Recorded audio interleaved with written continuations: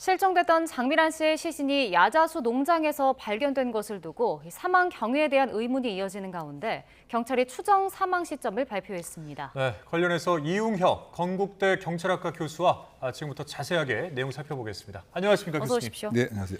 네, 경찰이 사건 관련해서 브리핑을 했는데 일단 장 씨의 사망 시점을 이제 5월 12일 밤에서 13일 새벽 사이로 보고 있다고 밝혔습니다. 어떻게 들으셨습니까? 여기서의 그 사망 시점의 추정 근거는 일반적으로는 사실상 그 법 과학적으로 함의 그 원칙이죠. 네. 이를테면 하루 이틀 경우에는 시신의 강직도라든가 뭐 등에 있어서의 이 판단의 근거인데 지금 그 100일이나 그 지난 상태에서 너무 오래됐잖아요. 예, 그 시점을 추정하는 건 상당히 어렵고 간혹 가다가 최근에 이제 새로 도입된 그 기법 중에 하나가 시신이 이렇게 장기간 그 부패됐을 때 그 토양 등에 이를테면 식물이라든가 더군다나 그 시신이 그 부패되는 상태에서는 소위 그 파리가 그 날라들고 네. 라고 하면 이 파리와 이제 구더기의 나이 그래서 1령, 2령, 3령 뭐 등에 대한 데이터를 통해서 어느 시기에 이렇게 사망이 이뤄졌다라고 하는 추정은 가능하고요. 그 최근에는 이른바 그 법 곤충학 예. 즉 곤충에 관한 거, 토양에 관한 그 데이터를 실험을 해서 나름대로 그 확보를 해서 이렇게 그 백골화가 되고 특히 고온 다습한 이런 상태에서 사망 시점을 추정할 수 있는 그 법 과학적 기법이 개발이 됐습니다만 예. 지금 그 하루 이틀 만에 이렇게 법 과학적 근거에 의한 추정은 아닌 것 같고 예. 이 추정의 근거는 소위 그 휴대전화의 기지국의 위치에 이동이 전혀 없었던 것을 하나의 근거로 삼은 것 같습니다. 네. 그 일반적으로 도심 같은 경우는 이 기지국 반경이 대략 500m, 뭐 1km 이렇게 되지만은 지방에서는 좀 높기는 합니다만 이 어느 시점부터 이 휴대전화의 위치값이 전혀 변동이 없다. 그리고 기지국 사이에 넘어가게 되면 당연히 그 위치에 대한 변동이 있겠죠.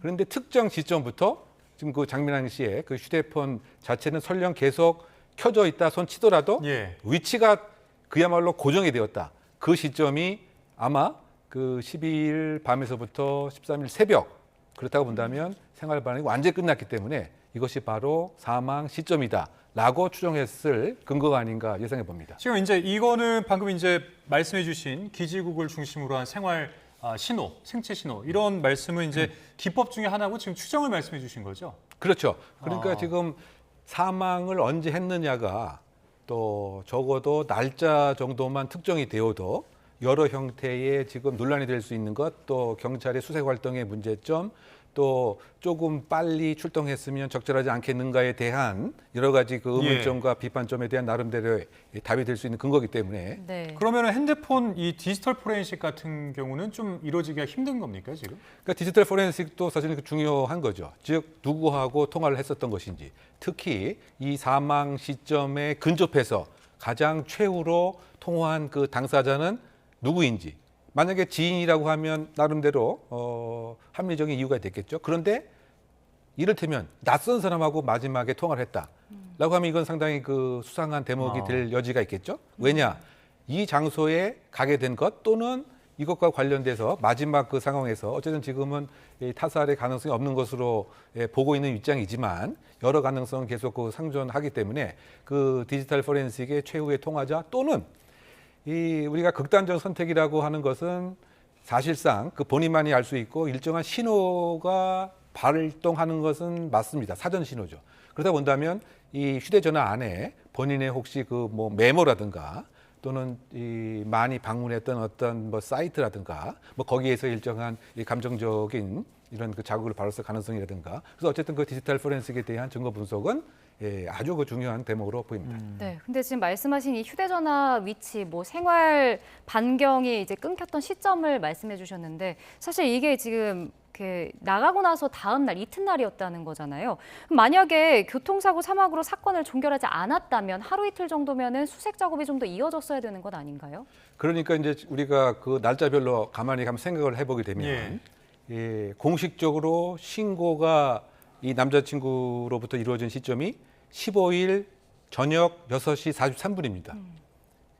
그런데 지금 사망 그 시점이 지금 추정대로 12일 밤과 13일 새벽으로 한다면 네, 네. 신고 전에 이미 사망되었다고 우리가 결론 지을 수밖에 없겠죠.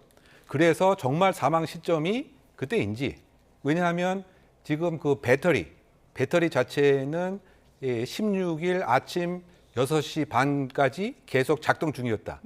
즉 계속 휴대전화는 작동 중이었다. 네. 그렇다고 이제 봤을 때, 물론 이제 지금 휴대전화의 그 충전 기능 자체가 상당히 향상되었기 때문에 뭐 3, 4일 정도는 충분히 방전되지 않고 이제 유지가 뭐 되기는 합니다만, 어쨌든 뭐 이런 것들을 이제 종합해 봐서 만약에 생존을 하고 있었고, 그렇다고 한다면 그 당일 시점에도 그 집 파출소 그 직원들이 그 한림항 일대를 계속 수색을 하고 있었기 때문에 생존을 하고 있는 상태였다고 한다면, 사실상 좀 더 적극적인 수색을 집중적으로 했었다고 한다면은 사실 생존하는 상태에서 구조도 가능하지 않았겠느냐라고 추정도 해보면 대목인데, 지금 알려진 어쨌든 지금 이 시점과 데이터에 의하면 신고가 이루어지기 이전에 일단 사망한 것이 아닌가라고 하는 해석이 가능한 것이죠.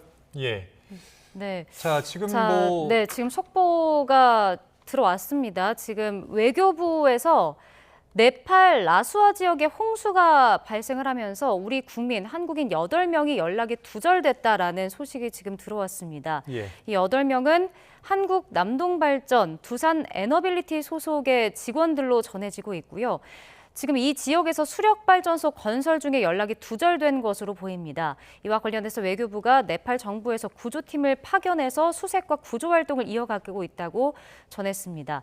지금 현지 시각 26일 오전 네팔 라수아 지역에서 홍수가 갑작스럽게 발생하면서 이쪽 지역에서 수력발전소를 건설 중이던 한국 남동발전 그리고 두산 에너빌리티 소속 우리 국민 직원 8명이 연락 두절됐다라는 소식이 전해졌습니다. 추가 내용이 들어오면 저희가 다시 한번 정리해서 전해드리겠습니다. 예. 자, 질문을 좀 이어가면, 일단은 이 장 씨의 연인에 따르면은 장 씨가 평소 지날 때마다 좀 무서워했던 곳이라고 하더라고요. 그런데 범죄 심리 전문가들 이야기도 들어보게 되면 여성이 야밤에 야자수에서 극단적 선택을 할 수 있겠느냐, 뭐 이런 분석들도 있던데, 경찰 브리핑에서는 타살 가능성이 좀 낮다고 보던데 그 근거는 뭔가요? 그 근거는 일단은 지금 사망한 그 상태 자체가 이를테면 저항이라든가 뭐 결박흔이라든가 뭐 이런 그 것이 아니었다. 그리고 당일날 이 실종됐을 때 입었던 의복, 그다음 소지품 뭐 등등이 계속 그대로 유지가 되었고, 뭐 강도의 혐의라든가 소지품이 없어진다거나 뭐 이런 그 상태가 아니었다라고 하는 그런 점이고요. 그 다만 지금 이 야자수비라고 하는 접근하기 어려운 곳에 과연 여성이 특히 심야 시간에 제대로 찾아가서 그와 같은 극단적인 선택을 한다는 것이 상당히 믿어지지 않는다. 예. 그런 점 등에서 상당 부분 의문을 가질 수 있는 대목은 이제 맞는 거죠. 예. 이제 그럼에도 불구하고 일반적으로 이제 극단적인 선택을 하는 그런 사람들의 경우에는 여러 가지 나름대로의 그 계획과 생각을 좀 해보는 경향이 있고요.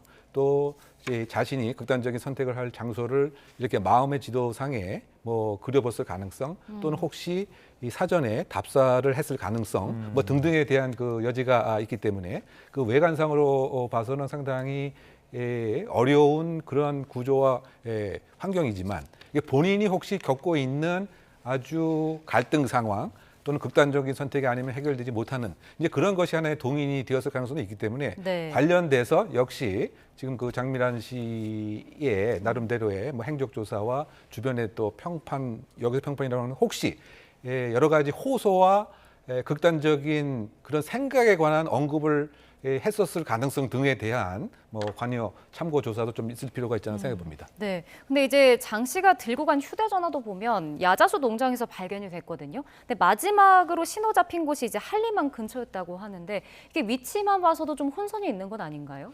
그러니까 이제 그 부분을 어떻게 본다면, 이제 수도권하고 이를테면 지방하고 이른바 그 기지국 그 반경 범위가 좀 차이가 큽니다. 네. 수도권 같은 경우는 1km 그 반경이니까 이른바 위치 추적의 정확도가 상당히 높아지죠.